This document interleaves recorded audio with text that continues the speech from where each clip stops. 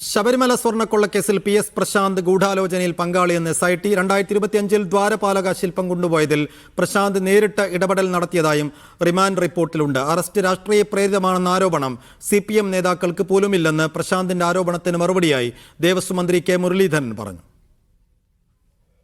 ശബരിമലയിൽ നിന്ന് 2025 ദ്വാരപാലക ശില്പം കൊണ്ടുപോയതിൽ തനിക്ക് യാതൊരു പങ്കുമില്ല എന്നായിരുന്നു PS പ്രശാന്തിന്റെ അവകാശവാദം. എന്നാൽ ഇത് തെറ്റാണെന്നാണ് SITയുടെ കണ്ടെത്തൽ. PS പ്രശാന്ത് ബോർഡ് പ്രസിഡന്റായിരിക്കുന്ന സമയത്താണ് ദ്വാരപാലക ശില്പം സ്വർണം പൂശുന്നതിന് കൊണ്ടുപോകാൻ തീരുമാനമുണ്ടായത്. ദ്വാരപാലക ശില്പം ചെന്നൈയിലെ സ്മാർട്ട് ക്രിയേഷൻസിൽ കൊണ്ടുപോകുന്നതിനെ തിരുവാഭരണം കമ്മീഷണർ റെജിലാൽ എതിർത്തിരുന്നു.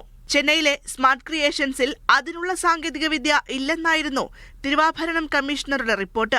ഇത് തിരുത്താൻ പ്രശാന്ത് ഇടപെടൽ നടത്തിയതായും SIT കണ്ടെത്തിയിട്ടുണ്ട്. ചെന്നൈയിലെ സ്മാർട്ട് ക്രിയേഷൻസ് ദ്വാരപാലക ശില്പം കൊണ്ടുപോകുന്നതിന് വ്യാജരേഖ തയ്യാറാക്കിയതിന്റെ തെളിവുകളും ലഭിച്ചതായി പ്രത്യേക അന്വേഷണ സംഘം റിമാൻഡ് റിപ്പോർട്ടിൽ ചൂണ്ടിക്കാണിക്കുന്നുണ്ട്.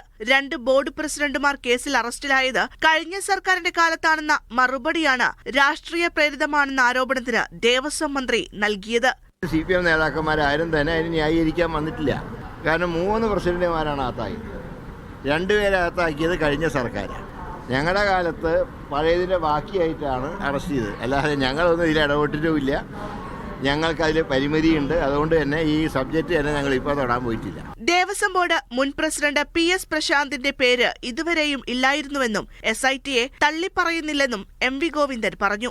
SITയെ തള്ളി പറയുന്നില്ല, എന്നാൽ ഒരു ഘട്ടത്തിലും പേര് ഇല്ലാതെ ചോദ്യം ചെയ്തിട്ടുണ്ട്. പ്രശാന്തിനെ ചോദ്യം ചെയ്തിട്ടുണ്ട്, പല ഘട്ടത്തിലും ചോദ്യം ചെയ്തിട്ടുണ്ട്.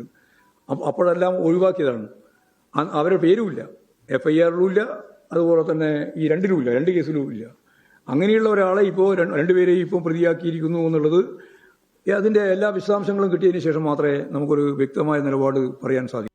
കേസിൽ അറസ്റ്റിലായ PS പ്രശാന്തിനെയും A അജികുമാറിനെയും വൈകാതെ കസ്റ്റഡിയിൽ വാങ്ങും. കേസിൽ കൂടുതൽ അറസ്റ്റ് ഉടൻ ഉണ്ടാകുമെന്നാണ് വിവരം.